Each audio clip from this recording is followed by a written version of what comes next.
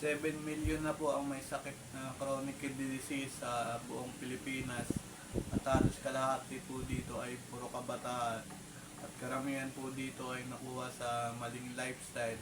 Kaya sa mga nanay at tatay po dyan, pakibantayan nyo po maigi ang kinakain po at iniinom po ng inyong mga anak para makaiwas po sa sakit na chronic kidney disease at hindi na po makadagdag sa patuloy na pagdami po ng nagkakasakit sa bato o nagkakaroon po ng chronic kidney disease. So yun guys, kagigising lang natin. May nagtatanong kasi na bakit hindi ko daw ba naagapan yung CKD ko, hindi ko daw ba naramdaman yung sintomas ng CKD ko nung mababa pa yung stage.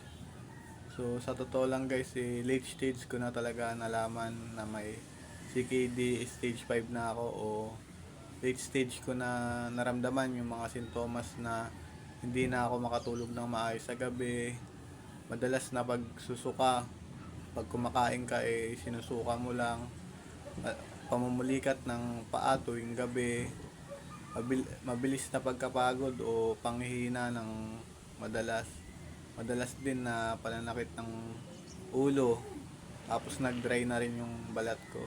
So yun yung mga naramdaman ko na sintomas, kaya nung na-emergency ako nalaman na stage 5 na. Kaya pala tinawag na silent killer talaga yung CKD. Late stage mo na mararamdaman yung mga sintomas kapag stage 4, stage 5 na. Kaya siguro mapapayo ko ugaliin na magpa-check ng creatinine kahit siguro sa loob ng isang taon 3 beses para nababantayan yung creatinine kung tumataas ba. So yun lang guys, sana nasagot ko yung tanong nyo. Guys, tignan nyo tong comment na to. Isang bagong pasyente na naman na 11 years old guys ang na-diagnose na may chronic kidney disease stage 5 guys dahil sa pagkain ng mga instant. Yung instant noodles guys na pancit canton, cup noodles, at yung sobrang maalat na instant guys, iwasan na natin yan kasi sobrang nakakasama sa kidney natin yan. Yung pag-inom ng madalas ng energy drink guys, yung soft drinks, at yung pag-self medication guys, pag-inom ng mga pain reliever na hindi pinayo ng doktor, iwasan natin yan guys. Yung madalas na pagkain ng processed food guys, at yung mga ready to eat na pagkain, kasi alam naman natin ang processed food at yung ready to eat na pagkain punong-puno ng preservative yan guys, kasi hindi naman tatagal ang isang pagkain na processed food o ang ready to eat na pagkain kung walang preservative yan guys. Kaya iwasan natin yan, sobrang taas ng preservative yan guys. Yung pagkain guys ng sobrang mapuprotein ng pagkain, sobrang nakakasama rin sa kidney yan guys. Yung mamantika at matatabang pagkain guys, iwasan natin. Kasi ako guys, danas ko na lahat yan. Kaya ito nga guys, nauwi ako sa panghabang buhay na pagdadialysis guys. Kaya sa mga nanay at tatay po talaga dyan, pakibantayan nyo po yung mga kinakain po ng inyong mga anak at iniinom po nila. Dahil grabe na po talaga ngayon. Tulad po niyan 11 years old po, sobrang bata. Nauwi po sa pagdadialysis.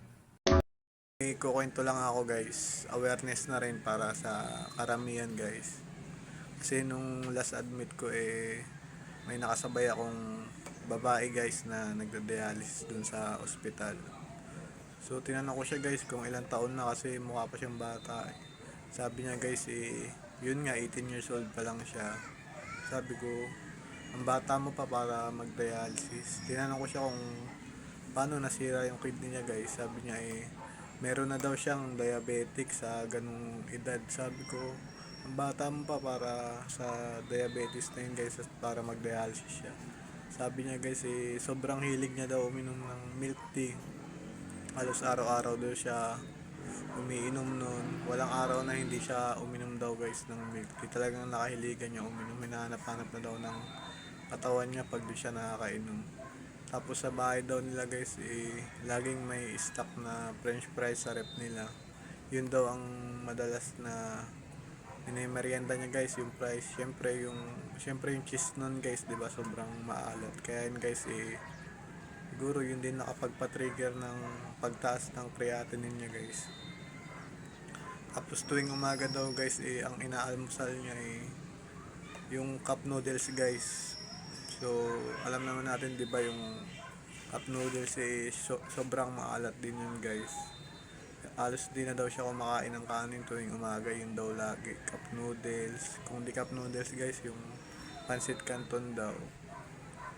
Sabi ko bakit ganun yung mga nakailig ganun kainin. Sabi niya guys abroad daw si mama niya, so ang kasama niya lang sa bahay nila yung mga kapatid niya madalas, kasi yung papa niya daw may trabaho din at ginagabi sa pag-uwi guys. Kaya yun guys tuwing ginagabi daw si papa niya, ang ginagawa nila magkakapatid guys kung hindi magluluto ng stock na processed food guys. Sabi ko kung anong processed food yun guys, sabi niya yung hotdog daw guys madalas, ay tocino yung stock dun sa rep nila na niluluto nila. So yun guys, siyempre pag mga ganong mga processed food guys, mataas yung mga preservative nun guys, kaya sobrang masama rin talaga sa kidney. Kaya siguro dun niya talaga nakuha yung pagkakasakit niya sa bato guys. Tapos madalas din guys hindi na sila nakakapagluto sa bahay nila. Ang ginagawa lang daw guys nagpapadeliver na lang sa ng fast food sa bahay nila guys. Kaya yun guys siguro mas ugaliin pa rin natin na magluto ng mga healthy food sa bahay natin kaysa kumain ng madalas sa labas guys, para makaiwas kayo sa sakit sa bato guys at hindi kayo matulad sa amin na mag-dialysis. Ano cause ng CKD mo? Ang number 1 po na naging cause ng CKD ko na alam ko talagang nakasira ng kidney ko yung pag-inom ko po ng mga energy drink, lalo po tong Cobra at yung Sting. Kaya kung sa mga mahilig uminom ng energy drink dyan na Cobra, Sting o kahit anong energy drink iwasan mo na kung ayaw mong matulad sa akin. Mahirap maging isang dialysis patient. Sa mga nanay at tatay dyan, pakibantayan nyo po mabuti yung mga kinakain ng inyong mga anak, mga iniinom po nila. Dahil grabe na po ngayon, pabata na po ng pabata yung mga nagda-dialysis o mga nagkakasakit sa kidneys. Habang nakatanaw ako sa malayo, napapaisip ako. Sana panaginip na lang ang lahat ng to. Yung bang pagising mo okay na ang lahat. Di mo na kailangan mag-dialysis. Di mo na kailangan pumunta ng center ng 3 times a week para magpa-dialysis. Di mo na mararamdaman yung tusok ng mga karayom. Di mo na mararamdaman yung pag-chills o pag-hypo. Pero kabaliktaran ng lahat, parang isang bangungot na kailangan kong tanggapin na panghabang buhay na ang pagdadialysis. Nasa huli talaga ang pagsisisi, kaya kayo hanggat okay pa ang kidney nyo, ingatan nyo.